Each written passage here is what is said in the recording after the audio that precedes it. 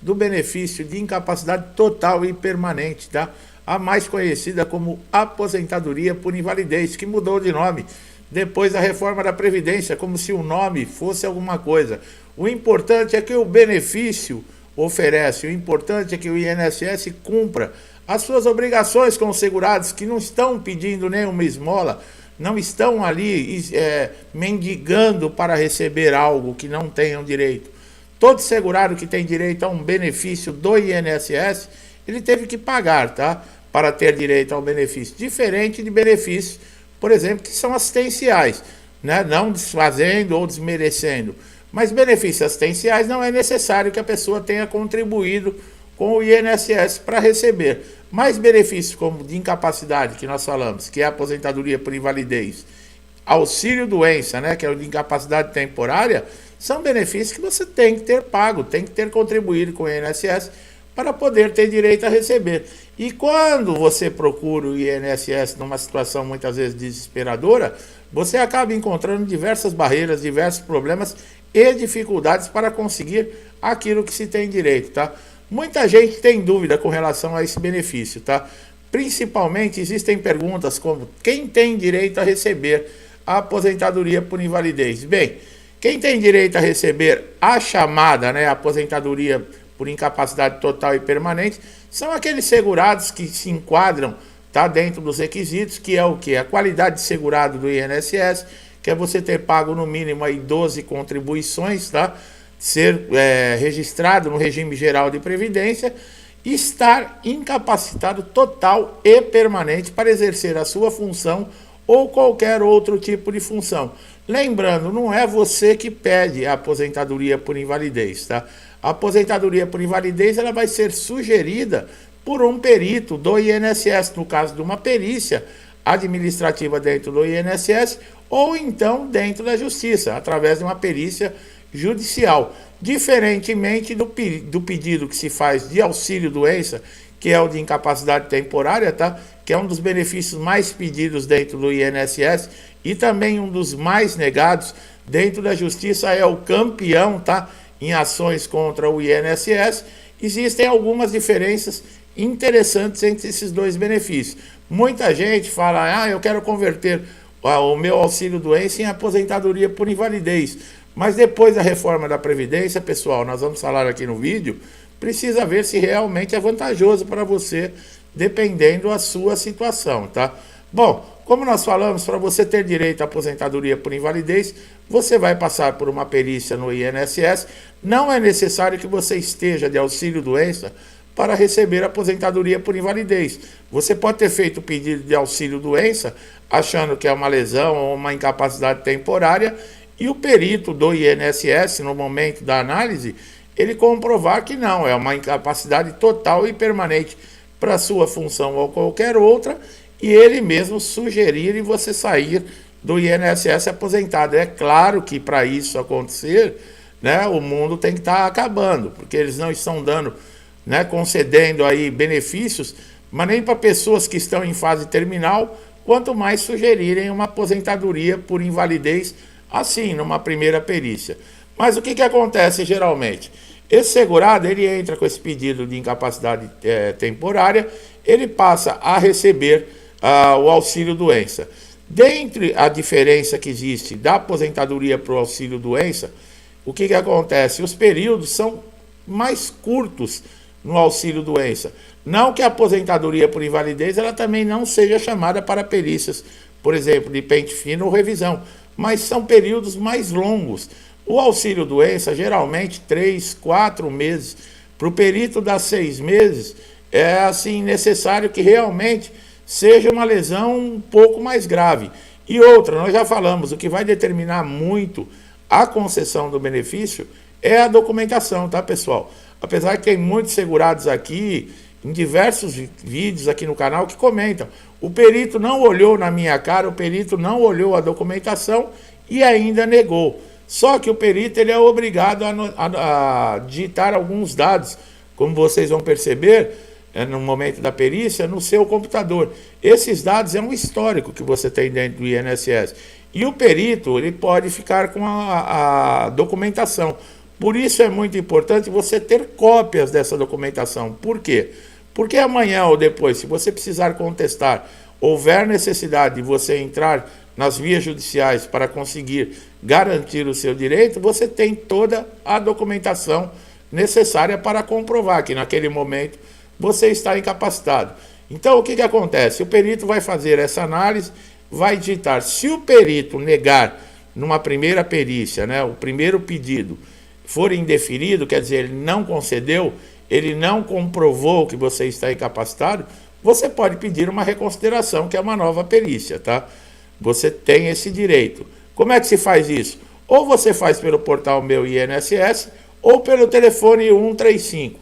O portal Meu INSS, nós sempre falamos que é uma ferramenta de suma importância para todo segurado. Lá você consegue resolver problemas que antigamente você era obrigado a comparecer numa agência do INSS, ter que se deslocar, às vezes, longe da agência, e você perdia o dia inteiro, muitas vezes você não conseguia resolver um problema. Hoje, através do portal, você resolve tudo da sala da sua casa, através do seu smartphone, de uma forma fácil, de uma forma muito simples. Então, é importante você ter essa ferramenta.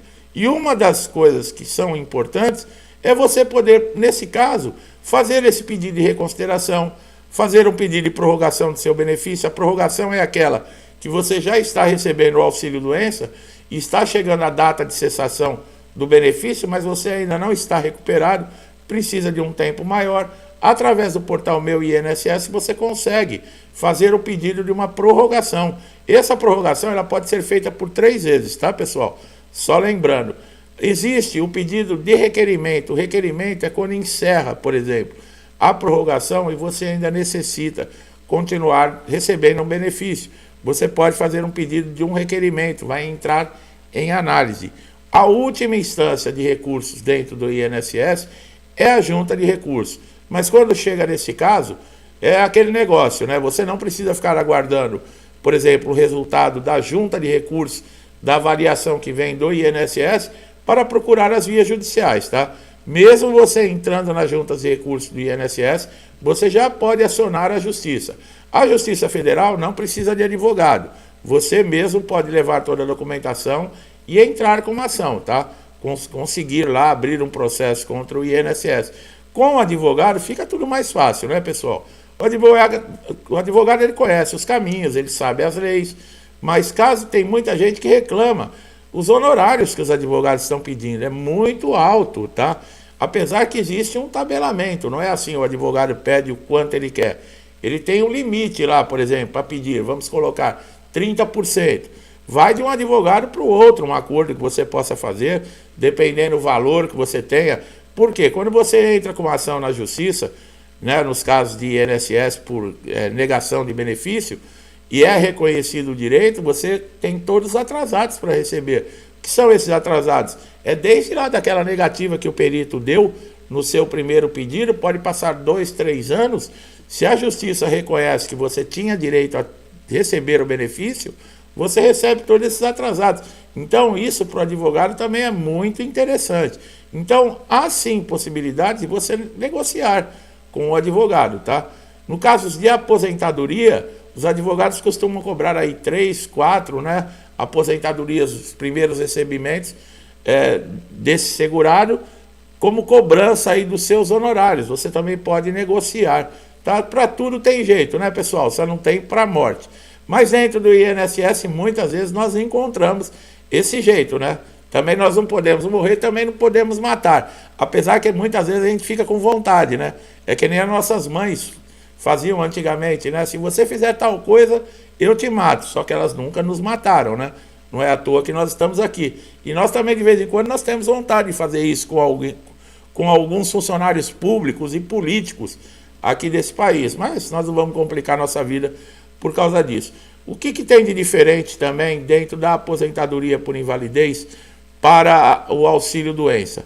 A mensalidade de recuperação. Se você é aposentado por invalidez há mais de 5 anos e você recebe alta do INSS, porque o seu estado de incapacidade ele melhorou, você não tem mais a deficiência ou o problema que tinha, você tem direito à mensalidade de recuperação. Você vai continuar ainda recebendo por 18 meses o benefício. 6 primeiros meses você continua recebendo integral, do normal que você recebia. A partir do 7º mês até o 12º mês, você vai receber a metade, e do 13º mês ao 18º, 25%. Diferente do auxílio doença, que quando você recebe uma alta, você só vai receber aqueles dias que o benefício ficou ativo. Tá? A partir do encerramento, você não tem direito mais a receber. Outra coisa na aposentadoria por invalidez é os 25% de adicionais para você, no caso aí, que precisa de um cuidador. Tá? Tudo isso, pessoal, esse adicional, ele não é simplesmente você requerer ele através do meu INSS. Você pode preencher lá o requerimento, mas é necessário que você passe por uma perícia, tá? A mensalidade de recuperação é quando você tem alta, tá, do INSS e você já recebe a aposentadoria por invalidez há mais de 5 anos. Esse adicional, ele é para quem? Para aquele aposentado por invalidez que ele está sofrendo, por exemplo, ele não tem condições de tomar o próprio remédio, de tomar um banho, de fazer a própria comida. Ele é uma pessoa que mora sozinho, que vive sozinho. Muitas vezes essas pessoas não têm mais família, ou então a família mora muito longe, são pessoas solitárias e precisam realmente de um cuidador, tá? Então, nesses casos, apesar que eu, inclusive, li esses dias em comentários aqui de uma segurada que pediu, teve aprovado, mas o INSS, como sempre, né? Nós já falamos em outros vídeos, existem prazos a serem cumpridos, mas ela está aguardando e não está vindo. Está tudo travado, tá? As perícias, pessoal, presta bastante atenção. Tem muita gente que eu recebo aqui nos comentários falando que os peritos indeferem benefício. Os peritos estão cessando o benefício. Muitas vezes é o segurado que deixa margem para os peritos fazerem isso. Através de que maneira? A falta de um documento. Você, quando entra dentro de uma agência do INSS para passar por uma perícia, você se apresenta e fica naquela salinha aguardando ser chamado, você já está sendo avaliado ali. Né? Nós já cansamos de falar em diversos vídeos. Ali, você não está, por exemplo, num passeio, você está para ser avaliado. E a partir do momento que você está dentro da agência, você tem que tomar todos os cuidados. Quando você entrar dentro da sala de um perito, não encare o perito como um amigo. O perito, ele não é seu amigo, ele não quer sua amizade, ele é um avaliador. Ele vai olhar para você, mesmo que você ache que ele não está vendo, mas ele está prestando atenção em algo em você. Se você, por exemplo, está alegando que tem um problema de coluna, que lhe impede de trabalhar, ele vai jogar uma caneta no chão, deixar um papel cair, para ver a maneira que você vai abaixar, para ver, e ele é médico, pessoal, ele vai saber avaliar. Tá? Então, eu não estou falando que é culpa de segurado, mas existem segurados que deixam muita margem. Você chegar, por exemplo, falando para o perito que você tem 10 problemas de saúde. Você não pode fazer isso. Por quê? Porque você vai tirar a atenção da incapacidade que realmente pode lhe afastar, de conceder o benefício. Tem gente que senta com o perito como se estivesse sentando com o compadre ou com a comadre, né? Conta a vida dos filhos, conta o problema financeiro. Não faça isso, tá? Ali dentro da sala, naquele momento, é o que eu falei, não esqueça, você está sendo avaliado com relação a valores entre a aposentadoria por invalidez e o auxílio-doença. Antes da reforma da Previdência, quem se aposentava por invalidez praticamente continuava recebendo o que recebia quando estava na ativa, quando estava trabalhando normalmente. Você não tinha perdas. Depois da reforma, o que aconteceu? Houve uma queda, você passa a receber 60% daquilo que você recebia. Vamos colocar, a cada R$1.000 você passa a receber 600. Para mulheres que tiverem mais de 15 anos de tempo de contribuição, para cada ano que ultrapassar 15 anos, consegue receber 2% a mais. E para homens que tiverem mais de 20 anos, para cada ano também tem direito a esse percentual a mais. Quer dizer, se você ultrapassar 10 anos, você tem direito a 20%. Se você ultrapassar 20%, então é assim que funciona. Mas a queda que houve, né, foi muito grande. Uma pessoa que, por exemplo, com 2, 3, 5 mil reais de pagamento, já era difícil, ou tinha dificuldades quando estava na ativa de sustentar a família e recebia esse salário, passou a ser aposentado por invalidez, passa a receber 60% disso, quer dizer, é um pouco mais da metade. Então tem muita gente que está pedindo alta, o próprio segurado pedindo alta, se apresentando no INSS, querendo receber alta para retornar ao mercado de trabalho, mesmo doente ou com uma incapacidade. Por quê? Porque não está conseguindo sustentar a família. Porque você, a partir do momento que você passa a receber um benefício de incapacidade, tanto faz de aposentadoria por invalidez ou de auxílio-doença, você não pode trabalhar. O INSS lhe paga porque você está incapacitado. Tá, mas já me perguntaram, eu posso fazer bico? Tudo bem, se você faz bico, se houver uma denúncia ou o INSS lhe flagrar trabalhando, você pode perder o benefício e ainda responder por fraude. Quer dizer, tem todo esse tipo de coisa, não é recomendável. Nós sabemos, a situação é difícil, muitas vezes você faz um empréstimo consignado, né, compromete uma grande parte do seu pagamento e você às vezes precisa fazer alguma coisa para entrar um dinheirinho a mais como um complemento para continuar sustentando a família, mas é um risco, tá? É um risco que você corre. Então, o salário de quem recebe o auxílio-doença, ele não teve essa perda. É 90%, 91% em média que continua recebendo. Apesar dos períodos serem mais curtos, você não tem uma perda tão grande na faixa de recebimento mensal de benefício, diferente da aposentadoria por invalidez de quem conseguiu o benefício após a reforma da Previdência. Então tem muita gente que quer fazer a conversão e não sabe disso, né? E nesse caso pode ter uma perda sim. Por quê? Você vai passar a receber a aposentadoria por invalidez depois da reforma. A não ser que você entre na justiça e um juiz, numa sentença, ele reconheça que você tinha direito à aposentadoria por invalidez antes da reforma. Aí é outro cálculo. Mas se o juiz não reconhecer, ele reconhecer a partir da data da reforma, a sua aposentadoria por invalidez ela vai vir com a queda aí desse percentual de praticamente para 60% do que você receberia. Então, antes de você fazer um pedido de uma conversão, antes de você tomar qualquer atitude, eu sempre sugiro, faça uma consulta com um advogado, tá? Online, às vezes as pessoas me perguntam aqui, além de ser muitos comentários, pessoal, e eu também não faço só isso na minha vida, não dá tempo de ficar dando atenção muitas vezes para todo mundo, mas o que acontece? Online eu não tenho a documentação na mão, não tem como você fazer uma avaliação, isso não é assim, uma pergunta aqui já tem uma resposta pronta, porque cada caso é um caso.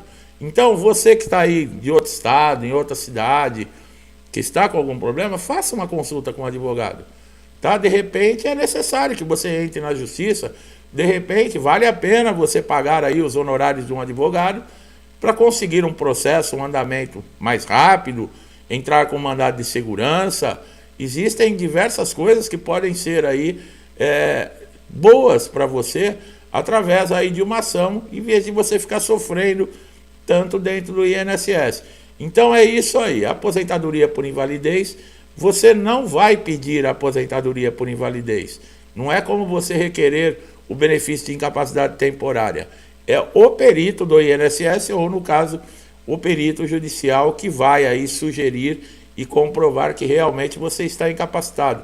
No vídeo anterior nós falamos com relação à reabilitação profissional, né? Aposentados por invalidez podem sim serem chamados para reabilitação, mas caso não consigam aí fazer nenhum curso ou ainda comprovem, né, que é necessário comprovar que ainda existe a incapacidade total e permanente, vão continuar recebendo normalmente aí a sua aposentadoria por invalidez. Tá bom, meu amigo, minha amiga, eu espero que esse vídeo tenha ajudado, que as informações tenham sido importantes, trazido clareza, tranquilidade, um conhecimento que eu tenho certeza que vai ajudar você de qualquer forma, tá? Para você que está chegando aqui a primeira vez no nosso canal, não deixe de se inscrever, aproveitar todos os nossos conteúdos, são conteúdos que já ajudaram muita gente e eu tenho certeza que vão lhe ajudar muito também. Que Deus abençoe sua casa, sua vida, sua família, com paz, harmonia, saúde, alegria, muito amor. Tudo que eu desejo para mim, eu desejo em dobro a todos vocês. Eu deixo um forte abraço e até os próximos vídeos.